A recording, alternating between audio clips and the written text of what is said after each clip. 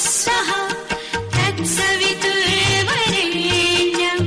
भर्गो देवस्य धीमहि धियो यो नः प्रचोदयात्। आज हम जानेंगे रामायण की प्रेम परिभाषा। खगपति गरुड़ ने प्रश्न किया है, काकभुशुंडी, आप मुझे धर्म का वह सरल स्वरूप समझाएं जिसका अवगाहन कर मैं भी जीवन मुक्ति प्राप्त कर सकूं। काकभुशुंडी ने अपनी कथा प्रारंभ की, अपना सारा जीवन वृतांत सुनाया। उत्तरकांड के ये प्रसंग अध्यात्म ज्ञान के बीज हैं।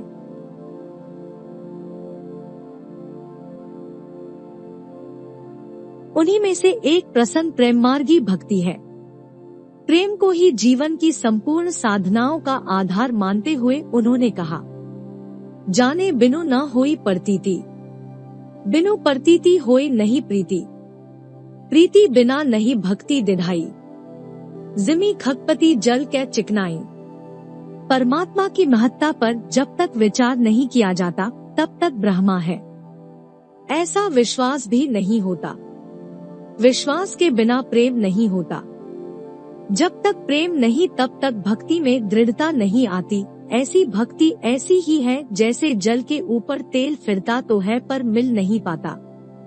इस संपूर्ण संदर्भ में भक्ति के लिए, ईश्वर प्राप्ति के लिए प्रेम की आवश्यकता पर प्रकाश डाला गया है। मनुष्य की स्थिति ऐसी है कि उसे जहां आनंद मिलता है वहीं उसकी संपूर्ण चेष्टाएं केंद्रित रहती है। इसी भाव से केंद्रीकरण का नाम प्रेम है। इस प्रेम का आधार लौकिक भी हो सकता है और पारलौकिक भी।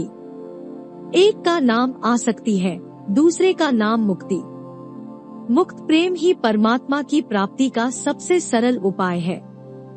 रामचरितमानस ने स्थान स्थान पर इसकी पुष्टि की है और लौकिक प्रेम से दिव्य प्रेम के स्वरूप को अलग बताकर मनुष्य को अज्ञान से बचाने का प्रयत्न किया है। विरक्त कवि तुलसी ने प्रेम तत्व की सीधी परिभाषा इस तरह की है, तात कुत्रक करहु जनी जाए, बैर प्रेम नहीं दुरई दुराए, मुनिगण निकट बिहग मृग जाही, बाधक वधिक विलोकी पराही, हित अनहित पशु पक्षियों जाना, मानुष तनु गुण ज्ञान निधाना। कोई कितना ही षड्यंत्र करे, बैर और प्रेम कभी छिप नहीं सकते। मुनियों के आश्रमों में पक्षी मृग अभय घूमते हैं पर बधिक को देखते ही भाग खड़े होते हैं। जिस तत्व को पशु पक्षी समझ सकते हैं, मनुष्य जैसा गुणीज्ञानी जीव उसे कैसे नहीं जान सकता। प्रेम मनुष्य की भावनाओं से, उसकी मुखाकृति, प्राण और प्रत्येक हाव भाव से दिखाई देता है। वह जीवात्माओं को इस तरह जोड़ देता है जैसे जल और दूध मिलकर एक तन हो जाते हैं। किंतु यदि किसी ने केवल प्रेमाडंबर किया, छल किया, कामना पूर्ति के लिए बहकाना चाहा, तो वे ऐसे ही अलग हो जाते हैं जैसे दूध में खटाई डाल देने पर एकरूपता नष्ट हो जाती है और दोनों अलग अलग हो जाते हैं। रामायण में कहा है, पै जल सरिस बिकाई, देखो प्रीति की रीति भली, बिलग होई रसू जाए, कपट खटाई परत पुनी। यहाँ प्रेम के दोनों रूपों का दिग्दर्शन है। पहला सांसारिक प्रेम जिसमें स्वार्थ और कामनाएं प्रधान रहती हैं। इसे तुलसीदास जी ने छल बताया है और उसकी निंदा की है। भगवान राम ने अपने पिता को मार्मिक शब्दों में इस गलती का बोध कराया है। श्री दशरथ जी जब राम के वन गमन के समाचार से अति शोकातुर हो रहे थे तो उन्होंने समझाया, पितु असीम आयसु मोहि दीजे, हर्ष समय विषमो कत कीजे, तात किए प्रिय प्रेम प्रमादु, जसु जग जाए होई अपवादु। पिताजी, यह मेरे तप, जीवात्मा के उत्थान का पुण्य अवसर है। ऐसे हर्ष के समय में दुख करने की कौन सी जरूरत है। आप तो मुझे वंदमन की आज्ञा दे। आपका यह प्रेम जो मेरे शरीर तक सीमित है और जिससे मेरे आत्मोत्थान में बाधा पड़ती है, वह प्रेम नहीं प्रमाद है। ऐसा न कीजिए, इससे तो आपका अपयश ही होगा। रघुकुल में आप इसके लिए अपवाद ठहराए जाएंगे। आज के मोहासक्त व्यक्तियों के लिए राम का यह कथन जीवनदायक है। धन, पद, वैभव और ऐश्वर्य के लिए माता पिता अपने पुत्रों को आध्यात्मिक जीवन से विमुख रखने का प्रयत्न करते हैं, इसे वे प्रेम मानते हैं। संतानें भी उन्हीं का अनुसरण करती है। यह दोनों ही राम की दृष्टि में प्रेम के अपयशी हैं। इसे ही सांसारिक प्रेम कहा गया है। इसे ही बंधन का कारण बताया गया है। फिर क्या प्रेमास्पद होना सिद्ध करने के लिए घर द्वार, वैभव, पुत्र, पिता, पत्नी आदि का परित्याग कर देना चाहिए, धन या उनसे प्रेम न करना चाहिए? नहीं नहीं, ऐसा कैसे हो सकता है? प्रेम न रहेगा तो संसार कैसे चलेगा? मनुष्य जीवन में आनंद ही क्या रह जाएगा? तो फिर प्रेम का ग्राह्य स्वरूप कौन सा है? तुलसीदास जी ने अयोध्याकांड में बड़ा सुंदर रूपक प्रस्तुत कर इस आशंका को दूर किया है। लिखते हैं, घर घर साझे बाहन नाना, हर्षु हृदय प्रभात पयाना, भरत जाय घर कीन्हा विचारू, नगर बाजी गज भवन भंडारू, संपत्ति सब रघुपति के आही, जो बिनु जतन चलो तजताही, तो परिणाम न मोरी भलाई, पाप सिरोमणि साई दोहाई, करई स्वामी हित सेवक सोई, दूषण कोटि देई किन कोई, अस विचार शुचि सेवक बोले, जे सपने हो निज धर्म न डोले, कही सब मर्मो धर्मो भल भाषा, जो जेही लायक सो तेही राखा। सब लोगों ने सुना कि प्रातः काल सारी अयोध्या राम को मिलने जा रही है। सब तैयारियां हो चुकी, सभी प्रसन्न थे। पर भरत उस समय विचारमग्न हो गए। उन्होंने सोचा, यह सारा नगर, मकान, घोड़े, हाथी, संपत्ति, खजाना सब उन्हीं भगवान राम का ही तो है। फिर यदि इसे आरक्षित छोड़कर जाता हूँ तो भगवान मुझ पर प्रसन्न कहाँ होंगे? इससे तो उल्टा मुझे पाप ही लगेगा। ऐसा विचार कर उन्होंने धर्मशील सेवकों को बुलाकर उन्हें पहले कर्तव्यबोध कराया और इसके बाद जो जिस योग्य था उसे वह काम सौंप दिया। उपर्युक्त कथन में भरत का निष्काम प्रेम स्पष्ट है। उन्हें घर, घोड़े, हाथी आदि किसी भी संपत्ति का मोह नहीं है, तो भी उसे आरक्षित रखना वे परमात्मा की अवज्ञा मानते हैं।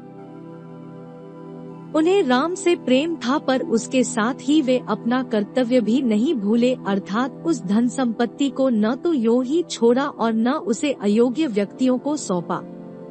परमात्मा की संपत्ति उन्हें दी जो धर्मनिष्ठ थे, जिन पर उन्हें विश्वास था कि वे इस ईश्वरीय संपत्ति का दुरुपयोग न करेंगे। राम के प्रति यही प्रेम सर्वांगपूर्ण कहा जा सकता है। राम के मोह के साथ राम के प्रति कर्तव्यों का जो सुव्यवस्थित ढंग से पालन कर सकता हो, ऐसा भरत के से गुण वाला व्यक्ति ही उनका सच्चा भक्त हो सकता है। निष्काम प्रेम का एक और सुंदर उदाहरण अयोध्याकांड में ही प्रस्तुत है। संसार की ऐसी कौन सी माता होगी जिसे अपने पुत्र पर प्रेम न होगा? कौशल्या का अपने पुत्र राम के प्रति अगाध प्रेम था, पर इस प्रेम में उन्होंने स्वार्थ की झलक नहीं आने दी। उन्हें राम और भरत में कोई अंतर नहीं जान पड़ा। दरअसल सच्चा प्रेम तो यही है। अपने बच्चे की सच्ची स्नेहिनी वही माता हो सकती है जिसे दूसरे बच्चों से भी समान प्रेम हो। यह संसार परमात्मा का बनाया हुआ है। अपने पराये सब उसी के पुत्र हैं। फिर एक से प्रेम और दूसरे से दुराव कैसे हो सकता है? जो अपनों से प्रेम करता है वह यदि मानव मात्र से प्रेम करे तो ही उसका प्रेम सच्चा है। ईश्वरीय प्रेम और प्रेममयी भक्ति से जीवन मुक्ति का यही स्वरूप है। यह कथानक राम का माता कौशल्या से वन जाने को आज्ञा मांगने से प्रारंभ होता है और कौशल्या के सुंदर उत्तर से समाप्त होता है। धर्म धुरीन धर्म गति जानी, कहेउ मातु सन अति मृदु बानी, पिता दीन्हा मोहि कानन राजू, जेहे सब भांति मोर बड़ काजू, आयसु देही मुदित मन माता, जेही मुद मंगल कानन जाता, जनी सनेहु वस दर्पसी भोरे आनंदु अम्ब अनुग्रह तोरे, धर्म सने उभय मति घेरी, भई गति साप छछूंदर केरी, राखौ सुखी करो अनुरोधु, धर्म जाई अरु बंधु विरोधु, बहुरी ससुजी त्य धर्म सयानी, राम भरत दो सुत समझानी, सरल स्वभाव राम महतारी, बोली वचन धीर धरी भारी, तात जाओ बलि कीन है हो नीका, पितु आयसु सब धर्म को टीका। इस कथन से यह भी स्पष्ट है कि सच्चा प्रेमी सरल होता है, वह सबके कल्याण की कामना करता है।